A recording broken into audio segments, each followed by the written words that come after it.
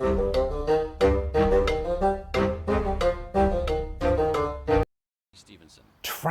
Simulator Urban Transit has just dropped onto console, and I was lucky enough to get myself a key a few days before release. So this video is going to be my first impressions and general thoughts of the game. Hello and welcome to the Criticuculus. I'm a monk, and today, like I said, we are in Tram Simulator. Now, I don't know about you, but a guilty pleasure for me is simulator games. I love simulator games, and Tram Simulator is just the latest in a long line. Now, have you ever wanted to take control of a tram around the city? Well, you know what? I've never really put too much thought into it, but this game does let you do just that. Honestly, guys, I wasn't too sure of what to expect with this game. The whole idea of a tram simulator I thought was going to be a little bit too simple, but you know what? I actually really liked it. So not only do you get to ride your tram, but you also get to plot out, like your destinations. You get to set up routes. You get to essentially own a tram company, and of course it's down to you to make sure that it's run well and of course profitable. I kind of really liked it. I spent a little bit too much time into it, and so far it's been a lot of fun. Now, without this second view, as in, a third person camera over my tram, I don't know how much of this game I could have played. You do have that first person perspective where you're looking, within the tram, but honestly, I really needed this third person, so I was really glad that it was there. The initial controls on how to operate your tram and how to stop and go, pick up passengers, all that kind of jazz, is actually rather simple once you know how. Now, although this does have a tutorial, it has a voice acted tutorial, I may add, which is really welcome. Kind of, there's a guy that pops in and kind of leads your story, so it kind of gives you a bit of grounding into this game. Really enjoyed that bit. But the tutorial itself is a little bit lacking. All the information is on your screen and you can kind of figure things out as you go, but I really did struggle a couple of times to do things. In fact, I found a lot of these features on accident, and some of these prompts only popped up as I found the features as well. So I feel like that needs to be changed a little bit. One thing I did like, though, is that it's a lot more complicated than first thought. Now, like I said, you do have to plan your routes, which I quite liked. You can set up multiple routes as well and have multiple trams running at certain times and drive whichever tram you wanted, which again, I really enjoyed those things too. But there's more features to your tram than just, going and stopping or accelerating and braking. You also get to open the doors, and you get to pick up wheelchair users. To do that, you need to extend your wheelchair ramp. You got your hazard lights, you got your indicators, you got your windscreen wipers for when it's raining. Loads of things and gizmos and gazmos that you can play around with, which again, I quite enjoyed. Now, changing lanes as I just did, that was difficult and a bit of a pain. I think the game kind of just assumes you know what you're doing when you're playing.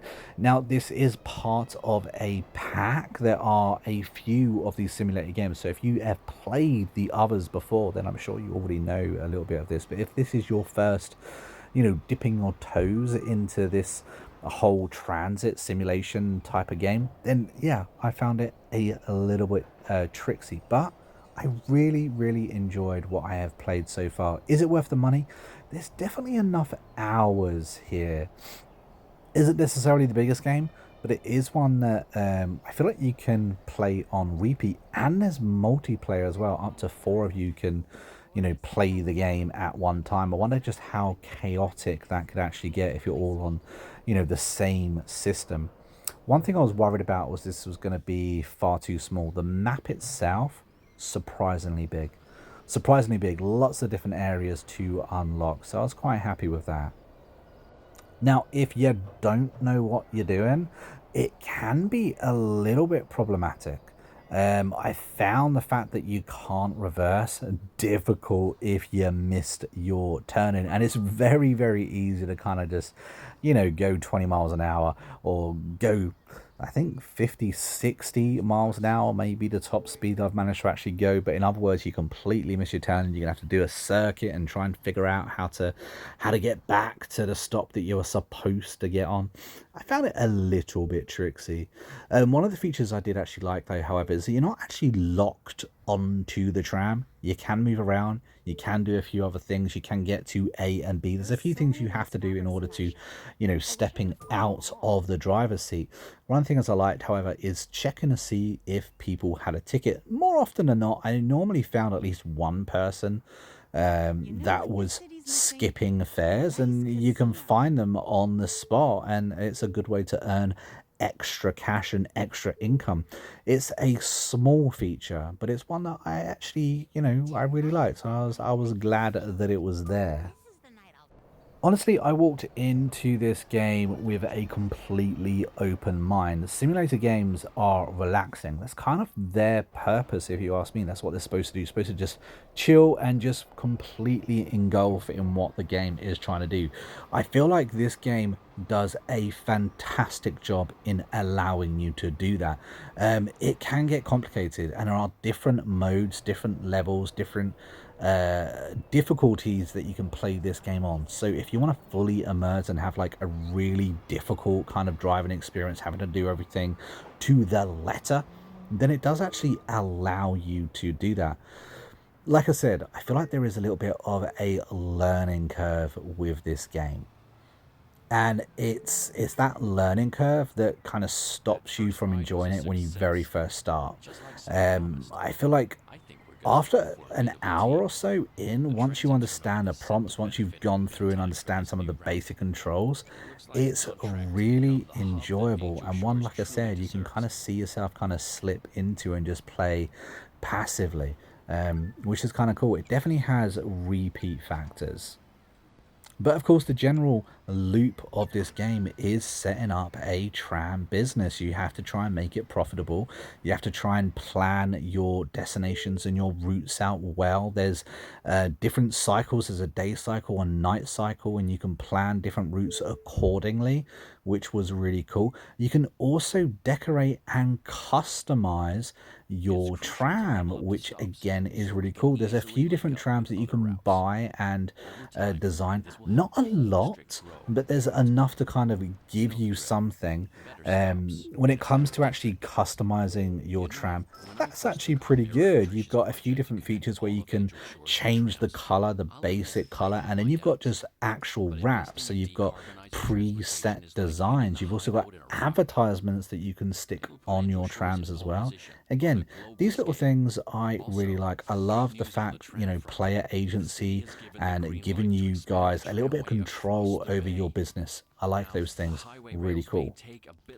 But it is a simulator game, and I do feel like sometimes they do need a little bit more information than they tend to like giving you. So, you know, it is what it is with that. Would I go out and buy it? Would I recommend it to people? If you enjoy simulator games, I would absolutely recommend it. There's no reason why I wouldn't recommend this game. It's worked, as which is a highlight as well. In other words, I had no bugs and no crashes or anything like that. A few hours in now, and so far the game has held up very, very well. And I've got to admit, there is a little bit of satisfaction when you've spent some time making your tram look the way you want it to, and you're out there just being all cool and groovy and picking up your customers and trying to make sure you actually get to the destination on time. If you manage it, there is a sense of satisfaction there. But there we have it, guys. That is my first impressions of Tram Simulator. I will be delivering a full review shortly. Yes, you can crash into things. This game definitely allows you to do that. You do get fined for it too. I should add that too, so you can't just go around smashing into absolutely everything. I feel like that's probably the biggest downfall of the game, is that yes, you can crash into things, but I just wish there was a little bit more weight to those crashes, a little bit more of a penalty perhaps, but maybe they'll bring that in due time. But guys, I've been a monk, we've been Inquisitive Curious, and I will see you in the next video real soon. Until then, take it easy and happy gaming.